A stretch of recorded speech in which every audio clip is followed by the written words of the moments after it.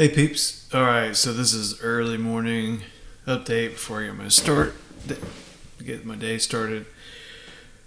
So my buddy Amar keeps pressuring me to do these updates, so here we go. Alright, so this is Friday the 28th, and your fastest possible Dinar RV update. Everything's in my opinion. For entertainment purposes only. So, bear with me. I've only had one cup of coffee so far. Alright, so, title of this video is Gearing Up, Moving Chess Pieces. So, from AFAP News, so Iraq exports exceed 95 million barrels in February. That's a lot of oil. It's slightly down from, I think the previous month was right around 100 million.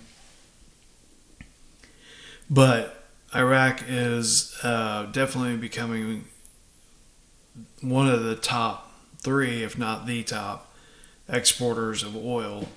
They're competing with Saudi Arabia. So that tells you the scale of the oil that they're producing and exporting. And that's a chunk of change. So I don't want to hear anymore talk about, we don't have the money. You have the money to do the rate change. I don't care what anyone says. So from Zoom News, this one was yesterday. Erbil transfers over 300 billion dinar to the Soleimani region to cover March salaries. So it definitely seems like they're not messing around with their people's salaries the way we've seen in the last 4 months. They got February out at the last minute, and now they're already paying March. So for the Iraqi people, that's good. What would be better, obviously, is the HCL and a new rate. So another interesting article from Zoom: over 313,000 Kurdistan civil servants and personnel receive March salaries digitally through KRG's My Account banking project. And then the next article was saying that their ATM machines ran out of money. So clearly they underestimated the willingness of the Kurdistan and Iraqi people to participate in digital banking. So lesson learned there, and it's definitely a good sign that their banking reforms and all the education that they've been doing, with their monetary reform and everything, is working because people are buying into it, and obviously they're overwhelming the banking system. So it's a good sign. KRG did announce a week-long holiday starting March 30th at the end of Ramadan through April 6th. And the timing on that is coincidental because we have Trump's announcement on April 2nd, the big day. A lot of anticipation for that. Is that going to be... So April 2nd, the tariffs take effect. The External Revenue Service goes online. Excuse me. So are we going to see the end of the Fed, the end of the IRS, our taxes going away? There's going to be an announcement about the Doge checks. So a lot of hype and anticipation for the second. So the last bit of Iraqi news that I found this morning, and it's a little, I wouldn't say concerning, or if you're reading between the lines, I don't think it's concerning, but al-Sadr is threatening to return to politics in October. I take this as a warning shot to Sadani to get this thing done, because nobody wants Satter back in politics, because he's Shiite, and he's definitely knows how to rally the troops and do not productive things. So the pressure is on for Sadani to get this thing done. Sadani, CBI, and it's kind of like Trump in the government. So while the CBI is the one who's actually going to flip the switch, they're waiting on cues from Sadani on when to do it. So the pressure is on. Then from Amar, he's always great about following the Vietnam news. So Vietnam continues to show the world that they are setting themselves up to be an economic powerhouse, and this kind of they're following suit with Iraq, because again, Iraq and Vietnam are their currencies are commingled, so that's why everyone's expecting the dong to revalue as soon as Dinar does. So all boats rise with the tide, Welshman quote. So they are setting themselves up to be an economic powerhouse by ridding corruption and strengthening their banking systems. They are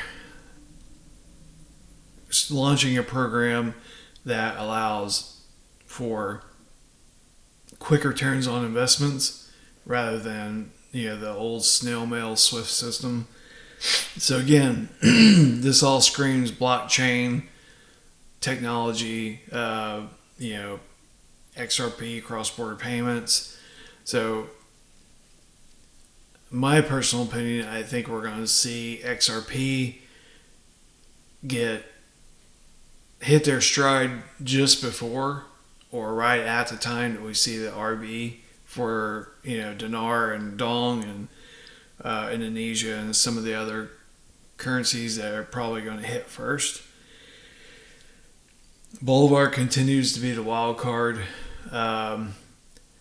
They certainly are downplaying it with talks of sanctions and sanctioning other countries that do business with Venezuela. So we know how these things work, and that they're always misdirection and clouding things. So I still have hope that Bolivar will go with the first currencies, but again, that's the wild card. Same with Zim. No one, we can hear of banking contacts who think it's going to do X, Y, Z. No one knows about Zim and Bolivar until we get there and we find out from Redemption Bank, Redemption Center, whatever that scenario is going to be. So just continue to hang in there. And here's the thing: I watched this video from it's obviously an old video from Rob Proctor. He's a big motivational speaker. If you don't know who he is, definitely look him up. Someone has a channel on TikTok where they replay his old videos. I saw it, and so in this video he's talking about time. And we're all given 24 hours a day. What do we do with it? And his visual representation was a sand hourglass. So he's holding up this hourglass, and then the top there's sand, and the bottom there's sand, and then in the middle, in the little pass through, is the sand falling through. And he's like, the top represents your future, and the bottom represents your past. And basically, all we have to focus on, and the only thing that we can control, or the only thing that's reality, is the little choke point in the middle between the future and the past.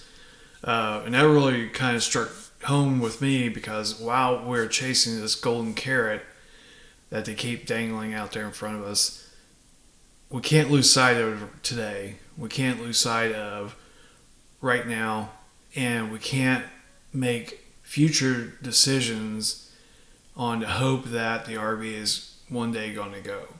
So the only thing that we can really, truly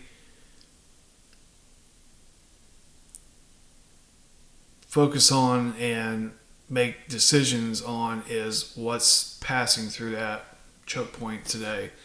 It's reality today. What's happening in your life today. What future decisions are you going to make today to better your life, pretending that the RV is never going to happen? And I know I'm blown up in the comments from the trolls that it ain't never going to happen. I've been waiting for 20 years and it ain't happening. It ain't going to happen. I don't know why people like that waste their time watching videos about the RV if all they do is believe it's never going to happen. Clearly, those people need to focus on today and not the past 20 years. It's a speculative investment. There is absolutely zero guarantees that it's ever going to happen. Okay? We all have hope and faith that it's going to happen. Faith is the evidence of things unseen.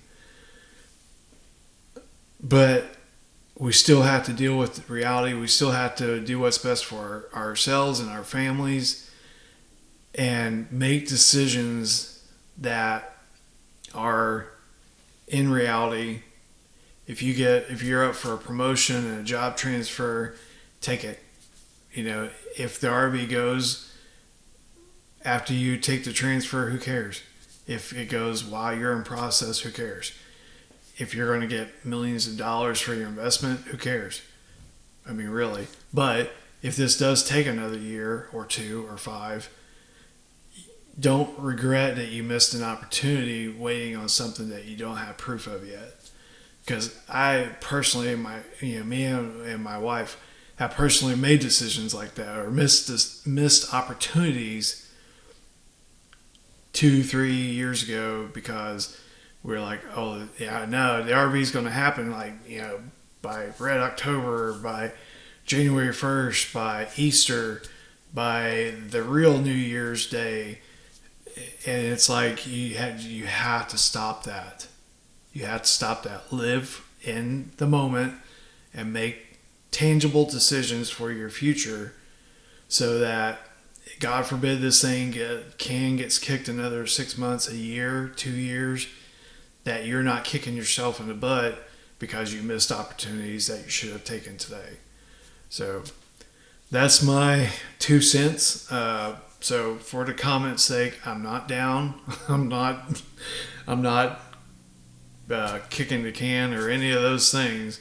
But I just want to kind of be the voice of reality in this world of hopium that we live in. God forbid that you actually follow or listen to anything that Mike Barra and his psychic friends network say. Because they're batting 1,000 right now. So I just don't want to be one of those people that hype you up and say it's happening tomorrow. I know because of the XYZ that it's going to be tomorrow. It's never going to be Tuesday at 2. So just stay grounded. Keep your one eye on the future, but live in the moment. And don't forsake moments today or decisions today that are going to benefit you if this thing gets kicked down the road, because the price of regret is steep. All right, getting off my soapbox, that's your video for today. And hopefully we'll have some big news to talk about tomorrow. I did launch a $1 subscription thing, and that sole purpose of that is I get blown up on comments and I get like 500 notifications a day. So if you subscribe to this, it will prioritize and give me a specific alert that you've commented, and I'll reply to you. That's the only reason I'm doing it. And it's the absolute cheapest rate that YouTube will allow.